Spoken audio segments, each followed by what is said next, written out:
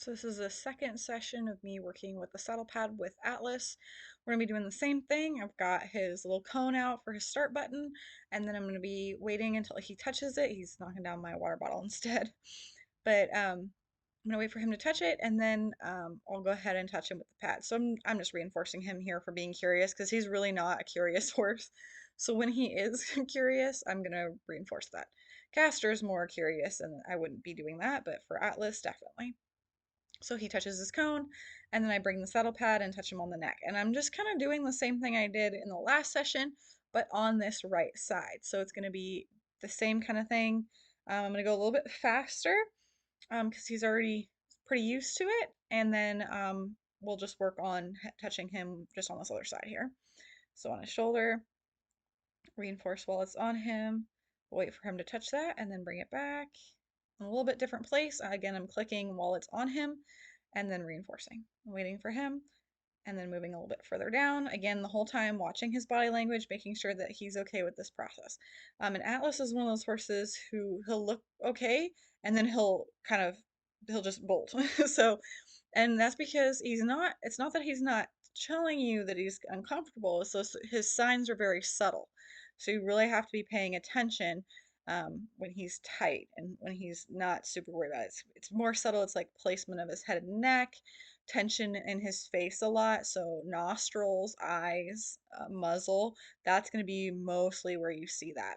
But specifically Atlas has that tendency. So I want to be very thorough.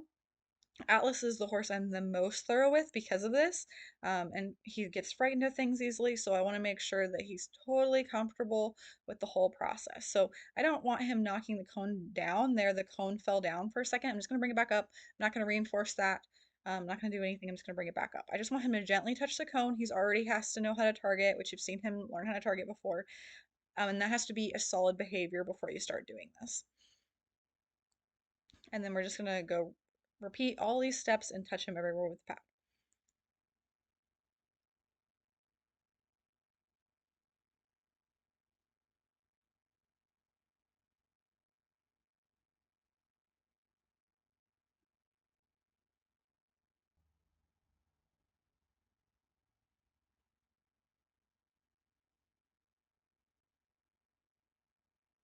He's also quite worried about having things touch his hind legs specifically.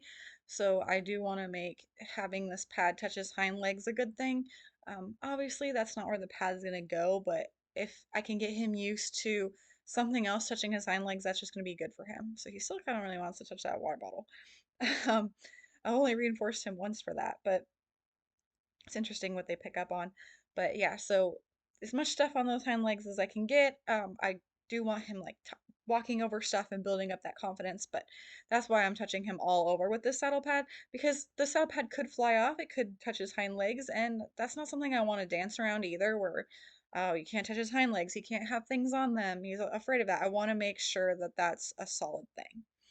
So I went on the other side and started kind of tossing it up over his back so that he's used to seeing it on both sides. So that's what I did on the other side real quick. So I had previously done the sensitizing on that left side, and then now he can kind of see it on both eyes. So I'm keeping the majority of it on my side here, as you can see, and then just a little bit goes over his back and then into the field of vision in his left eye. So that's another key is this is kind of the first thing that I'm really placing on his back that's kind of large. So I want to make sure that he's comfortable with seeing things out of both eyes and having things on his back. So that's what I'm doing here. And it's just prepping for that because I mean, I'm kind of not in the greatest position. Like he'll probably spin and go the other way. But from that right side, like if he wanted to run forward, like I'm kind of in the way there. So I probably want to rethink that positioning in the future just because I went ahead and put that target on top of the mounting block. That kind of give him less room to move around. So what I probably should have done is have this positioning a little bit better. So like when I'm working on this side, this is much better because if he were to get worried from doing that, he could just go right off to the right side of the block. So I should have scooted him over just a little bit to the left so that he could go to the left side of the block and I wouldn't be in the way there. I mean, he does not do that, but those are just the little things that you want to think about, especially when you're working with a Mustang.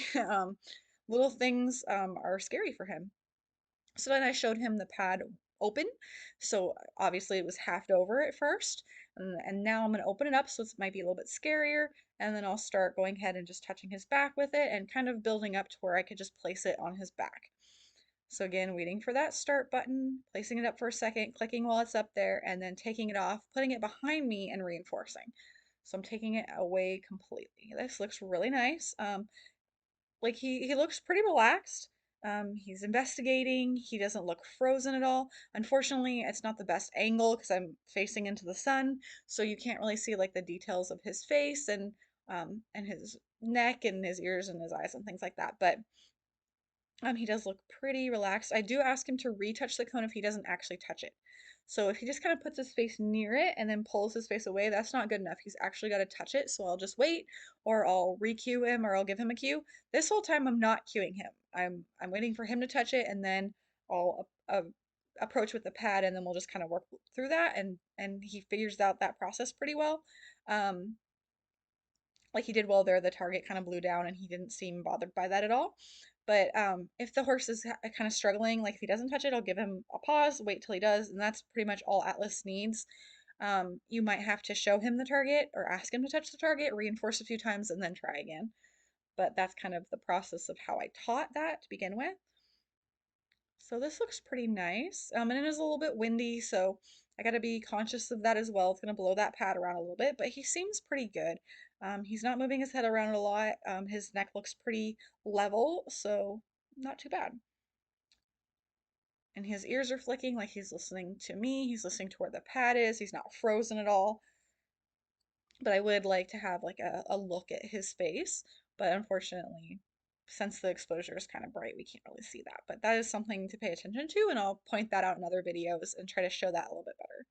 So again, waiting for him, I change sides, I wait for him just like normal, and then I go ahead and put that pad on. And I think the wind is blowing toward me on this side, so it's gonna blow up a little bit. The pad is, and it won't lay on his back a little bit, but this is totally cool. Like if he were real worried about it in the wind, then I wouldn't be doing this while it's windy, but since he seems pretty cool with this, I'm just gonna use it being a windy day to my advantage because some days it's gonna be windy and things are gonna blow around, and I'm gonna take this opportunity to teach him that when things blow around, you get reinforced. So it's not a scary thing, it's a good thing.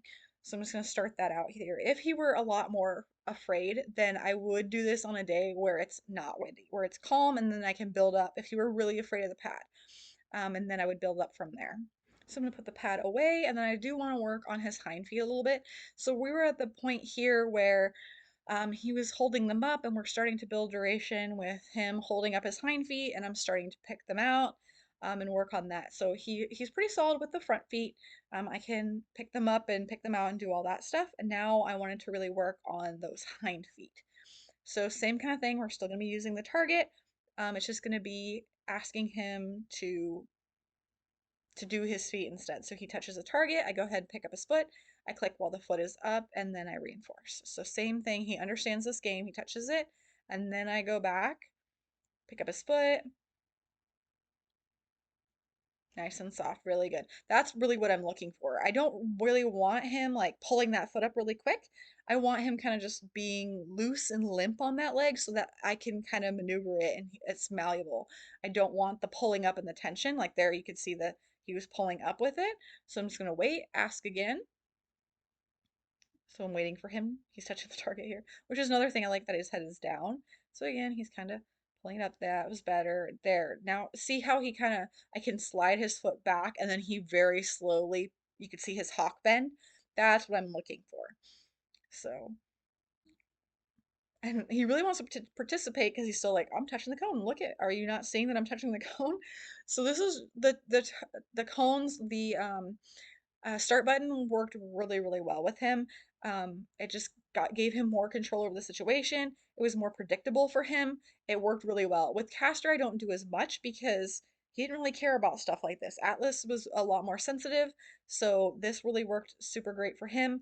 And then my other horses are even less sensitive than Castor are, so I don't do it with them either very much, unless it's something they're very scared about. But this worked really well for Atlas.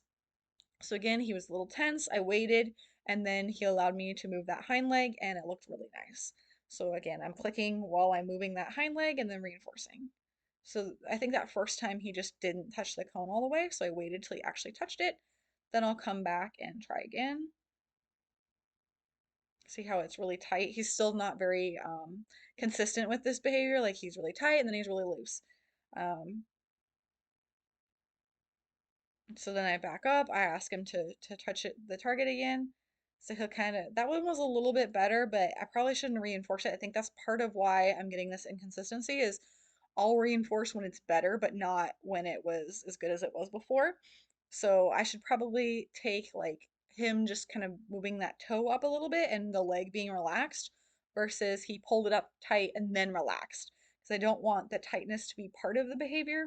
So I think that's why I'm getting this inconsistent behavior from the hind leg lift. And I think part of it is me um, obviously the hind legs are one of those areas on a horse you want to be really cautious with, and I'm probably a little overly cautious and like looking for like the perfect behavior. He seems totally fine here. Like I'm kind of having that block just a little bit in the way, just in case if he wanted to kick out. Um, but he seems totally fine with this and really willing to participate. So he touches this start button. I'll go ahead and just kind of slide my hand out. That was actually perfect. That's what I'm really looking for, especially as a starting place. I slide my hand down, I kind of rest my hand on his hock, and then he very gently takes the weight off that foot and rests it on the toe. Right there. Again, perfect. So he's very consistent on this leg. We got to work on that same behavior on the other leg. So not worrying so much about picking the foot up is just asking to take the weight off and have it on that toe so that the leg's just kind of loose. Again, perfect. That was really, really nice. And luckily, we could see this good example on the closer side. Um, but he does still need some work on that other side and just on the behavior in general. But this is a very good behavior or beginning to the behavior.